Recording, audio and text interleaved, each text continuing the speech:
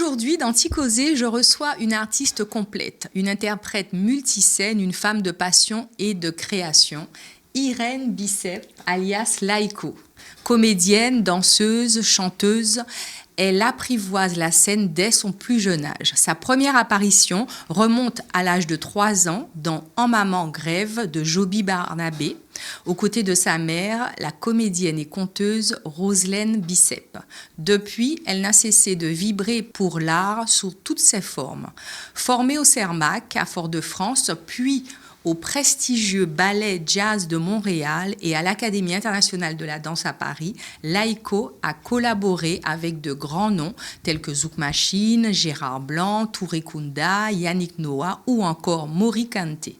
Chorégraphe, interprète, mais aussi metteuse en scène, elle a su imposer son style, alliant rigueur et créativité.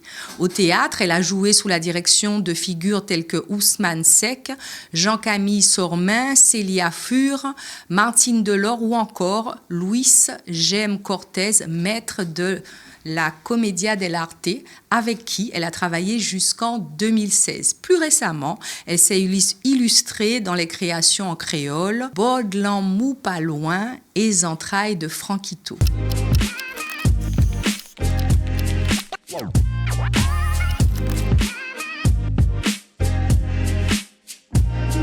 Merci Irène d'avoir accepté l'invitation dans Ticosé.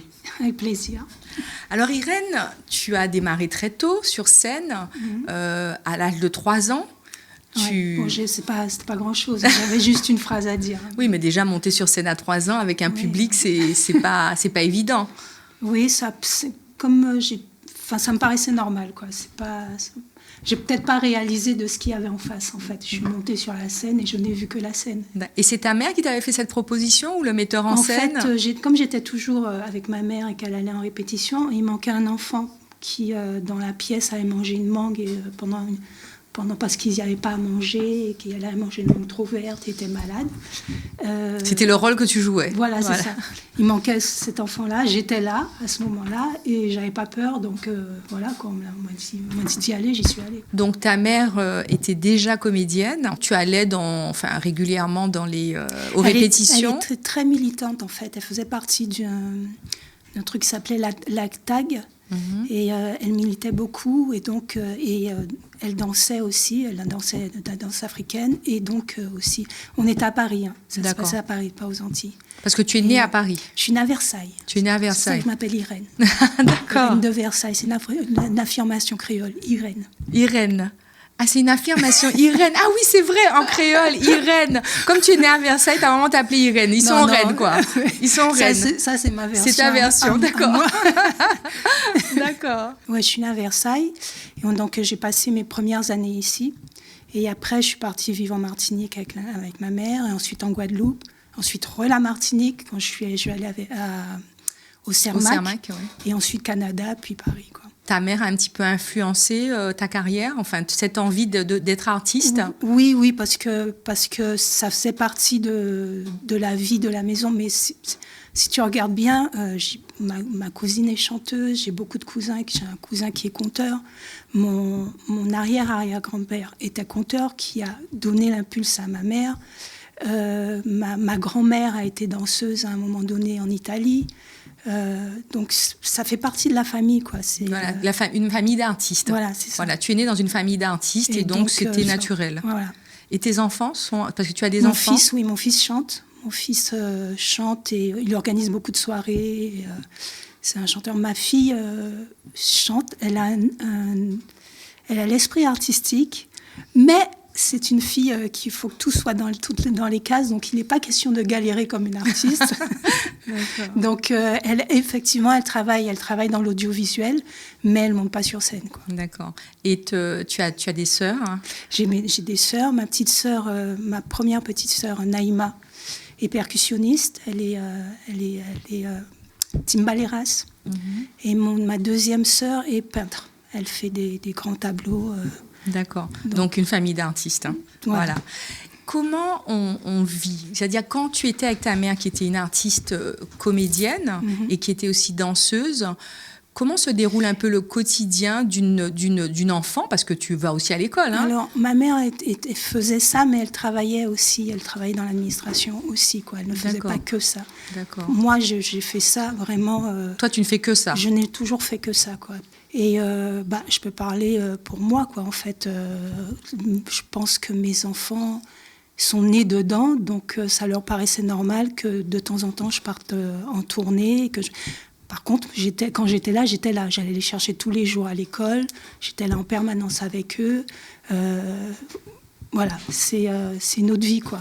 Et tu es une artiste multiscénique puisque tu chantes, tu danses, tu fais du théâtre, tu as aussi fait du cinéma. Pas tellement de cinéma. J'ai fait de la télé. J'ai travaillé sur M6 avec Charlie et Lulu.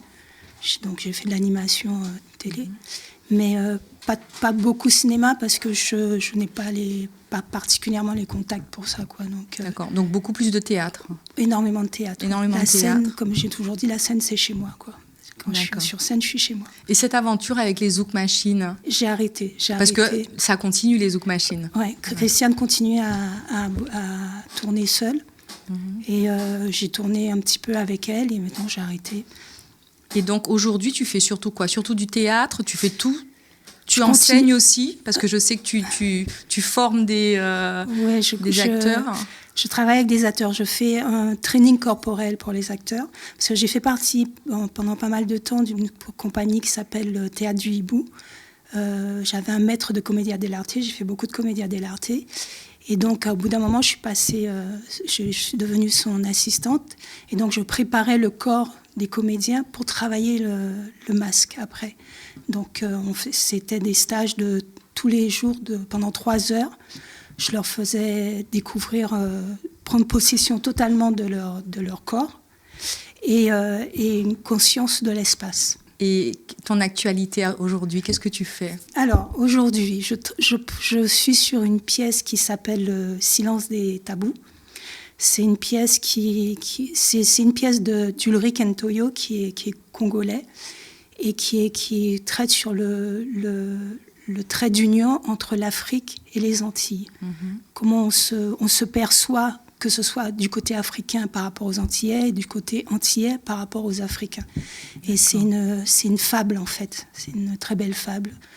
C'est un couple antillais-africain. L'homme est congolais, la femme est antillaise, qui n'arrivent pas à avoir d'enfants et qui, en fait, vont voir une grande prêtresse, qui est moi, pour essayer de comprendre où est le blocage. Et ta dernière pièce, avant, parce que là, vous êtes en train de travailler sur celle-ci. On travaille dessus.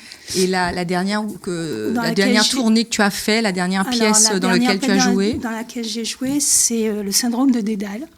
C'est une pièce sur l'absurdité de l'administration. Et on a fait des festivals de rue, c'est la compagnie 22-22. Et la pièce, c'est une pièce de Tibor Radvani. Tu as travaillé 2 fois avec Franquito, oui. Donc Bollamou pas loin, oui. Et Zentrailles. Comment vous êtes contactés? Pourquoi tu as accepté cette pièce? Parce que ce sont des pièces, que j'ai vues, ce sont des pièces hyper intéressantes, donc qui parlent aussi de sujets dont on parle beaucoup en ce moment, donc de la violence intrafamiliale, la violence hommes et femmes. Et comment t'es venue cette envie de travailler avec Franquito? Alors, en fait, Franck, je faisais une lecture dans un festival, le festival de Jean-Michel Martial. Comment ça s'appelait? Je ne sais plus comment il s'appelait le festival. Canoas. Canoas, d'accord. Voilà, je faisais une lecture dans ce festival et Franck m'a vue sur cette lecture et s'est dit, tiens, ça pourrait être le personnage que je cherche, quoi.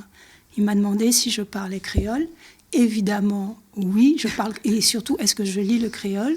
Oui, parce que ma mère a beaucoup insisté pour qu'on apprenne le créole. Lire, écrire le créole. Oui. Parce qu'elle a participé au premier dictionnaire créole avec Hector Poulet et tout ça. Et donc, ça fait partie de ma culture, quoi. Donc, le créole... Donc, tu parles le créole, tu lis le créole et tu écris le créole. Oui. Et donc, c'est ce qu'il recherchait, en fait. Quelqu'un qui soit naturel, dont la langue... que ça vienne naturellement, quoi. D'accord. Et donc, la première pièce, Bas de l'homme ou pas loin, c'était plus une pièce sur l'amour, sur le partage. Enfin, c'était une pièce d'amour entre deux personnes. Et après, il a écrit Entrailles aussi en pensant à Christian Julien et moi, quoi. Tout de suite, il savait que c'était nous qui allions jouer cette pièce. C'est c'est un fait divers dont il avait entendu parler il y a quelques années, qu'il était resté dans la tête, et donc il a voulu absolument écrire une pièce dessus. Et effectivement, c'est un sujet lourd, mais tellement jouissif à jouer. Et c'est une pièce qui a très bien marché, puisque vous avez fait beaucoup de tournées en Guadeloupe, en Martinique, à Paris. On a tourné, on a même fait des scolaires. La dernière fois qu'on a joué, c'était pour les scolaires. Les scolaires ont super bien réagi, ont posé des questions vraiment intéressantes. Oui, c'est une pièce. Franck a une très belle plume, en fait. D'accord. Alors moi, j'ai vraiment envie de parler de toi, la comédienne, la chanteuse, l'interprète multiscène, parce que tu danses aussi, même dans les pièces, tu danses. Comment tu te prépares? Comment tu vis au quotidien? C'est quoi pour toi être une artiste multiscénique? Pour moi, être une artiste, c'est laisser vivre sa créativité. Alors, tout le monde a de la créativité en elle et en lui. Et c'est accepter de laisser vivre sa créativité, en fait. Après, on passe à un autre stade où on en vit parce qu'on décide que c'est ça qui va être notre vie, quoi, tu vois. Mais pour moi, tout enfant est artiste, quoi, en fait. Après, il y a des gens qui se brident et qui ne vivent pas leur art. Mais pour moi... tout le monde est artiste. Tout le monde est artiste. Après, il y a des gens qui n'acceptent pas. Mais voilà. Est-ce qu'une artiste multiscénique doit être hyper disciplinée? Par exemple, je sais que toi, ça fait 20 ans que tu dînes jamais, tu ne manges pas le soir. Oui, Donc, il y a quand même une discipline à avoir. Oui, mais ça n'a rien à voir. C'est juste, j'ai juste écouté mon corps et j'ai juste compris que j'en avais pas besoin. D'accord. Mais oui, de toute manière, pour être danseur, il faut être discipliné, de toute manière. Et j'ai commencé par être danseuse. Pour le théâtre, il faut aussi une certaine discipline, sinon tu bosses pas, tu restes chez toi. Il y a beaucoup de travail. Voilà, c'est ça. Quand tu es artiste, il faut savoir se prendre en main, en fait. Parce qu'il n'y a personne derrière toi, tu ne vas pas être dans un bureau, il n'y a personne qui va te dire va travailler, va apprendre ton texte. Tu ne connais pas ton texte, tu n'as pas l'audition, quoi. Donc, tu connais. Donc, la discipline, je l'ai appris dans les cours de danse, en fait. Parce qu'à la danse, toi-même, tu sais que ça, c'est un sacerdoce, quoi. Donc, c'est clair. Il faut être là. Donc, oui. Discipline. Discipline, oui. Ensuite, alors moi, je suis... Bon, voilà, on ne va pas dire qu'on ne se connaît pas. Tu as eu plusieurs vies dans ce milieu artistique, puisque tu as fait beaucoup de télé aussi. Tu disais dans l'émission de Lulu... de Charlie et Lulu. Le Hit Machine, ouais. Voilà. Et ensuite, après, tu as fait moins de télé. Tu as eu envie de faire plus de théâtre. J'ai travaillé sur 3A Télé Sud, une chaîne panafricaine. Puis après, bon, de toute manière, c'est ma vie, c'est mon métier. Les choses avancent comme elles avancent, quoi. Après, je suis devenue meneuse de revue dans un cabaret. Après, voilà, mon avantage, c'est de savoir faire plusieurs choses. Donc tu travailles tout le temps? Je travaille tout le temps, quoi. Donc, et j'ai de la chance jusqu'à maintenant. On touche du bois. Je travaille toujours. Je suis en train de bosser sur un album avec Modsec, qui est un DJ musicien guadeloupéen. D'accord. Qui est le peintre aussi, ce que je te disais. Et on est censé sortir un album à la fin de l'année, quoi. Et le type de musique que ça va être? On fait de l'électroca. Électroca. On appelle ça électroca, c'est électro-caraïbe. C'est-à-dire qu'on mélange notre culture guadeloupéenne à de l'électro. Et donc, tu n'entendras pas forcément un cas dans la musique, mais tu entendras la rythmique. Souvent, j'écris en créole, j'écris les chansons en créole, et c'est assez dansant en général, quoi. Et ta fille, donc celle qui est artiste, parce qu'il y en a une qui est... Non, mon fils alors. Ton fils, voilà, ton fils qui est artiste, est-ce qu'il est aussi discipliné que toi? Est-ce que... Il connaît, quoi. Il sait que si tu n'y vas pas, il n'y a rien qui se passe, quoi. Donc, voilà. Il sait, quoi. Donc, il est au taquet, quoi. Et tu vas voir ce qu'il fait? Il vient voir ce que tu fais? Oui. Alors, quand il était plus jeune, j'arrivais à le faire monter sur scène avec moi. Il chantait avec moi et tout. Maintenant, on n'est plus dans les mêmes univers et il est dans son truc. Et son univers, c'est quoi? C'est très rap. Il fait beaucoup d'open mic. Il organise beaucoup d'open mic, de rap. D'accord. Il a fait un truc qui s'appelle... il a un collectif qui s'appelle Oasa.